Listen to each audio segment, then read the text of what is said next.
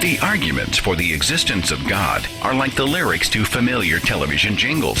Sure, intelligent design doesn't make a lot of sense, but everybody knows the words, and sometimes it's fun to sing along. So, the Thinking Atheist presents our top 10 favorite creationist arguments.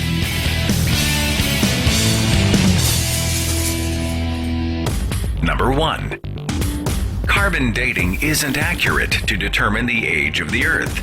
Well, perhaps that's why carbon dating isn't the preferred method for dating rocks and fossils. In fact, there are a great many methods of radiometric dating that accurately measure the decay of radioactive elements in rocks, meteorites, and fossils. And those methods can confidently measure the age of planet Earth to be 4.5 billion years. Number 2. You can't prove evolution. As opposed to proving the young Earth theory from primitive anonymous documents? Well, actually, man has unlocked the world of genetics to reveal that all living things have and do evolve, and that similarities exist between the DNA of plants, animals, and humans alike. Evolution is observable, provable science. To quote the famous evolutionary biologist Stephen Jay Gould, creationist critics often charge that evolution cannot be tested and therefore cannot be viewed as a properly scientific subject at all. This claim is rhetorical nonsense. Number 3. If man evolved from monkeys, why do we still have monkeys? This is like asking, if America was colonized by the English, why do we still have England? Next question, please. Number 4. The human eye is too complex to have evolved. This argument is also known as irreducible complexity. This gross oversimplification ignores creatures like the single-celled euglena, which have evolved antennae for light. Mollusks and jellyfish have evolved varying grades of vision. Plus, consider this, the human eye is more poorly constructed and much less acute than the eye of the octopus or the great horned owl. Did God care more about the design of the horned owl than his own children? Number 5. Atheism is actually a religion. Indeed, much like not collecting stamps might be called a hobby, or not smoking might be called a habit.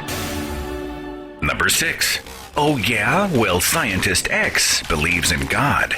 Well, that's nice. So did icons like Copernicus, Kepler, Galileo, who also lived during the time of dirt floors, bleeding sick people to cure them of illness, and burning witches at the stake.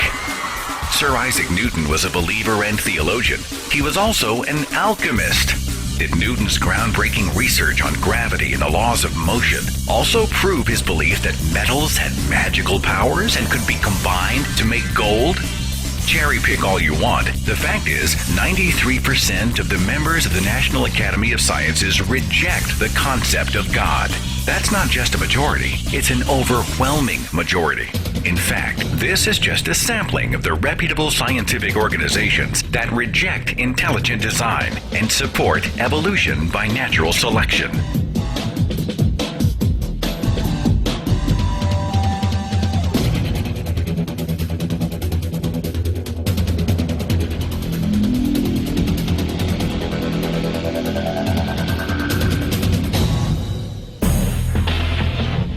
Number 7. So you're saying that everything happened by chance?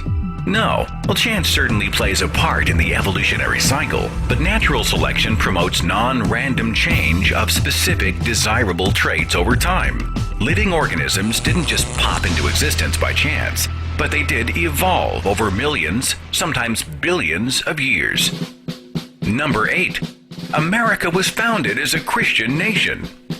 Actually, the U.S. Constitution never mentions God, and the mention of religion in Article 6 and the First Amendment serve to separate religion from government altogether. The words "In God We Trust" weren't printed on American coins until 1863, after a religious surge during the Civil War. Paper money didn't have it until 1957. The words "under God" weren't even in the original Pledge of Allegiance. They were added by Congress in 1954. and many of our founding fathers were either deist or ambivalent about the Christian God, including Thomas Jefferson, Benjamin Franklin, James Madison, John Adams, Thomas Paine, and even George Washington. Number 9. The second law of thermodynamics. We love this argument because it is thrown out so flippantly and with so little understanding. In a nutshell, the second law of thermodynamics says that systems must become more disordered over time. So, complex living cells and organisms couldn't have come out of basic inanimate chemicals. In other words, more time means more chaos. What creationists fail to mention is that this law only works in a closed system where no energy or matter leaves or enters. The Earth is not a closed system. It receives outside heat and light from our sun's nuclear fusion, fueling simple organisms so that they can become more complex by consuming other forms of life and non-living materials. Here's an easy way to frustrate this argument when a Christian brings up the second law of thermodynamics. Ask him what the other laws are.